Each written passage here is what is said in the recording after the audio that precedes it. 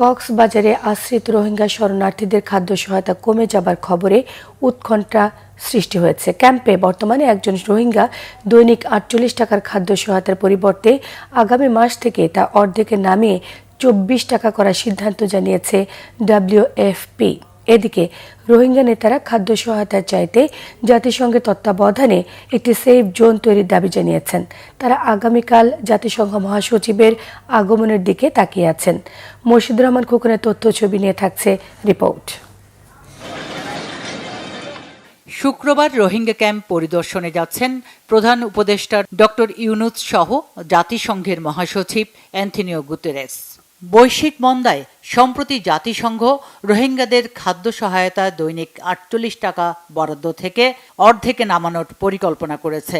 বাংলাদেশকে আনুষ্ঠানিক চিঠি দিয়ে জানিয়েছে জাতিসংঘের সহযোগী সংস্থা বিশ্ব খাদ্য কর্মসূচি। এতে বলা হয়, এপ্রিলের শুরু থেকে রোহিঙ্গারা মাথাপিছু মাসে $৬ রেশন সহযোগিতা পাবে।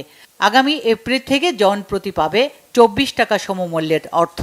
খাদ্য সহায়তা কমিয়ে আনায় ক্যাম্পে মারাত্মক অর্থ সংকটে পড়বে রোহিঙ্গারা। তবে রোহিঙ্গা নেতারা চান তাদের বসবাসের জন্য একটি সেফ জোন। রাশন জন হমাইয়ে এমন ক্যাম্পন মাঝে ঘটনা অকল বেশি হইয়া যাবি কেন মানুষের তো এনদিও তো হাম নাই, হাম হরস নাই, এক কাদা হতা আর কিডন্যাপিং ইয়ান বাড়িয়ে যাবি বলে ইয়ান শুধু রোহিঙ্গাল্লা বলি না, বাংলাদেশের লাগি কি আছে জিনিস ইয়ান বড় কাদা মানি আই নোকসান বলি বুঝি। আর খনিকতো ফুড দিয়া নবরিব $12 ন $3 ন $1 দিয়া নবরিব ইউএনএ আর কানাতে কান সেফ জুম করো আর টুপি দিয়ারে আর এখন যাইম বই। অর্থ বরাদ্দ কমিয়ে আনায় শুধু রোহিঙ্গা নয়, এর প্রভাব পড়বে স্থানীয় জনগোষ্ঠীর উপরও। খাদ্য সংকট দেখা দিলে রোহিঙ্গারা অর্থের বিনিময়ে যে কোনো অপরাধ করতে দ্বিধা করবে না। রেশনটা কমিয়ে ফেললো, সুতরাং অবভিয়াসলি এটা একটা, আমি বলেছি এটা নেতিবাচক প্রভাব পড়বে বাধ্য, কারণ ওদেরকে তো খাওয়ার জোগাড় করতে হবে। সেলে মেয়ে যদি কান্না করে ওর খাবারটা করতে কেন, অবভিয়াসলি কোন একটা খারাপ বা ভালো পথে কোন একটা যেতে হবে। ভালো পথে যাওয়া তোদের স্কোপ যে চাহিদা সেটা ব্যাপক প্রভাব পড়বে, নিউট্রিশন সমস্যা হবে, এদের দৈনন্দিন খাবার দিয়ে দেওয়া তাদের জীবনযাপনে প্রভাব ফেলবে।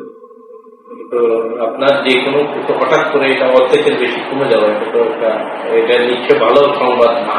২০১৭ সাল থেকে কক্সবাজারের ৩২টি ক্যাম্পে বসবাসরত রোহিঙ্গার সংখ্যা ১২ লাখেরও বেশি।